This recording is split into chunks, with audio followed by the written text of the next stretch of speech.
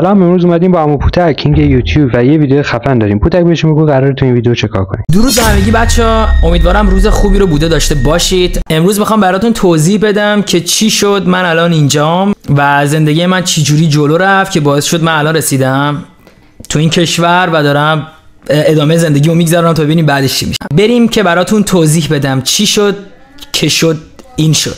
خب اول از همه بگو متولد چه سالی هستی؟ من متولد 6 تیر 70م، 1370 1991. چطور با رپ آشنا شدی؟ توی ماشین یه موزیک رپ گوش میدم که بعدها میفهمم امینم خوشم میاد، ولی سنم پایین بود اون موقع، تقریبا فکر کنم شاید 10 سالم بود، 8 بین 8 تا 10 سال. چه رشته‌ای تو دبیرستان و در چه جایی درس میخوندی؟ به مرور زمان دیگه سنمون رفت بالاتر و رشته کامپیوتر خوندم تو دبیرستان حمزه. هنوز خیلی از معلم‌ها رو یادمه، معلم فتوشاپمون رو یادم اسمش آقای کاظمی بود.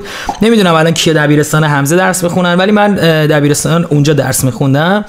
خیلی هم شر و شیطون بودم، ولی درسم خیلی خوب بود که حتی یه بار سر صف داشتن 3 تا دانش آموز اول نام میمردن. وقتی اسم من اومد ناظم تعجب کرد، گفت این پدر سگم جزو 3 تا دانش آموز اوله، چون من خیلی شر بودم تو مدرسه. و حتی یه دورانی دوم بودم با کل کلاسای 3 1 3 2 3 دوام شد. اصلا همه با من لج کردن دیگه، من با دوم دبیرستانی دوست بودم. اینجوری شده بود. پاتوق تو دوران دبیرستان کجا بود؟ بچه تو اون دوران دیگه قدیما اینجوری بود، الان نمیدونم. پاتوقا پارکا بوده و ما تو پارکا میرفتیم و فلک دوم و پارک پرستار و یادش بخیر. زمانی که ایران بودی به ورزشی هم علاقه داشتی؟ من کمربند مشکی دان 3 کاراته دارم، قشنگ پاسپورت از ژاپن دارم و یعنی کلی قهرمانی کشور دارم و الان شیکمو نگاه نکن. یه دورانی ورزشکار بودم خیلی شدید، یادش بخیر، ورزشگاه شیرودی بود. آره دیگه ورزشگاه شیرودی.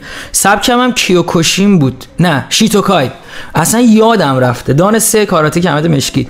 خیلی ورزشکار بودیم، ولی دیگه مودا عوض شده. یادم اون موقع دوچرخه سواری، همه تو محلا دوچرخه سواری.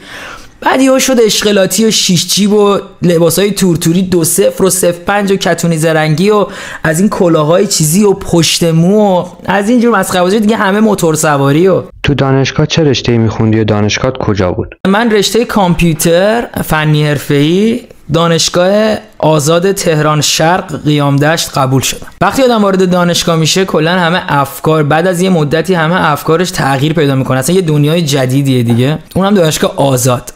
خلاصه فوق دیپلممو دانشگاه تهران شرق آزاد گرفتم. دخترای متفاوتی بود اونجا، زیبا بی‌نظیر، پسرای خیلی، اصلا کلا سبک زندگی تغییر پیدا کرد، مدل لباس پوشیدن من تغییر پیدا کرد. من از اشغالاتی رفتم سمت یه کمی سوسولی‌تر و کلا همه چی تغییر پیدا کرد دیگه. یادمه یه پژو پرشیای سفیدم داشتیم و یه دونه بود اون موقع، 3 تا داداش بودیم، بین خودمون تقسیم می‌کردیم که کی ببره روزانه، که اصولا بعضی وقتا ما هم کنار میایم دیگه. این اتفاقاتی که میفته دیگه، من خجالت نمیکشم میگم. یه بدون پژو داشتیم که 3 تایی بینم تقسیم می‌کردیم که به هم دیگه کمک می‌کردیم. مثلا یه روزی من میرفتم دانشگاه من می‌بردم، یه روزی مثلا اون میرفت اون می‌برد، چون اون موقعی که من دانشگاه 5 ترم اول داداش کوچیکم هنوز دانشگاه نمیرفت. خب دمت گرم پوتی. تو این ویدیو ما تا دوران قبل سربازی پوتک رو با هم شنیدیم. دوران سربازی و خاطرات جالبش رو توی ویدیو بعدی از زبون خود پوتک با هم میشنویم. دوستتون دارم. لطفاً دیگه لایک کنید، دیگه سابسکرایب کنید. لینک ویدیو بعدی رو هم تو دیسکریپشن گذاشتم و هم تو کامنت ها براتون پین کردم.